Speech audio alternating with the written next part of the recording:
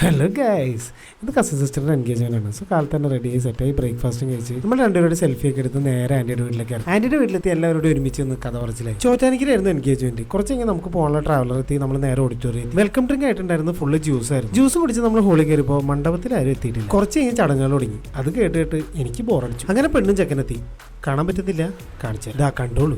ഇതാണ് ഞാൻ പറഞ്ഞ എൻ്റെ അനിയത്തി. ശരിക്കും പറഞ്ഞാൽ ഞാൻ അവളുടെ മാമനായിട്ട് വരും. ചടങ്ങ് കഴിഞ്ഞ് ഞാൻ അനിയന്മാരോടി സദ്യ കഴിക്കാൻ കയറി. ഈ ആഴ്ച തന്നെ ഇതിപ്പോ എത്രാമത്തെ സദ്യയാണോ എന്തോ. പിന്നെ പാലടയും പഴവും പപ്പടവും. അയ്യവാ, ഇതാണ് എൻ്റെ ആന്റിയും കസിൻ സിസ്റ്റേഴ്സും. പിന്നെ കുറച്ചു നേരം അനിയന്മാരുടെ അടുത്ത് വർത്താനം പറഞ്ഞു തന്നു. പരിപാടി കഴിഞ്ഞ് നമ്മൾ തിരിച്ചു പോകാൻ വണ്ടി കയറി. വരുന്ന വഴി നമ്മൾ കളമശ്ശേരി മെട്രോ സ്റ്റേഷനിൽ ഇറങ്ങിയിട്ട് എടപ്പള്ളിക്ക് മെട്രോ കയറി. എടപ്പള്ളി മെട്രോ സ്റ്റേഷനിലെത്തി നമ്മൾ നേരെ പോയത് ഗ്രാൻഡ് മോളിലേക്കാണ്. കുറച്ച് നാളെ ഇവരെല്ലാം ഒരു സ്പീഡ് വേ പോകണമെന്ന് പറയണം. അങ്ങനെ നമ്മളിവിടെ ഗോകാർട്ട് ഓടിക്കാൻ വന്നതാണ്. അങ്ങനെ നമ്മൾ ഗോകാർട്ട് കുടിച്ച് പിള്ളേരൊക്കെ നല്ല ഹാപ്പി. അവിടെ നിന്ന് ഞാൻ നോക്കുമ്പോൾ അനിയഞ്ചക്കൻ AC എക്സോസ്റ്റിന്റെ താഴെ നിൽക്കുന്ന കാറ്റുകൊള്ളാൻ വേണ്ടിയിട്ട് അവിടെ നിന്ന് ഇറങ്ങി പിള്ളേർ വിശക്കണ പറഞ്ഞപ്പോൾ നമ്മൾ നേരെ അറേബ്യൻ പാലസിൽ മന്തി കഴിക്കാൻ പോയി. നമ്മൾ അണീച്ചിൽ മന്തിയാണ് പറഞ്ഞത്. മന്തി വന്ന് നമ്മളതൊക്കെ കഴിച്ചു കഴിഞ്ഞ് എടപ്പള്ളി മെട്രോ സ്റ്റേഷനിൽ പോയി മെട്രോ അടിച്ച് ആലുവ എത്തി. നമ്മളെല്ലാവരും ഷെയ്ക്കും കുടിച്ച് ഞാൻ അടുത്ത ബസ് ഓടിച്ച് വീട്ടിലെത്തി ഒരു കട്ടറ കുടിച്ച് ഞാൻ നല്ലൊരു ഉറക്കം ഉറങ്ങിയെണിക്കാൻ ലേറ്റ് ആയെങ്കിലും ഫുഡ് മുടക്കൂല. ഒരു ബിരിയാണി കഴിച്ച് കുറച്ചേരം യൂട്യൂബിൽ വീഡിയോ ഉണ്ട്. ഇന്ന് ഫുഡൊക്കെ കഴിച്ച് നല്ല ടയർഡാട്ടോ. അപ്പൊ നാളത്തെ വിശേഷം നാളെ കാണാം. അപ്പോൾ ഓക്കെ, ബൈ.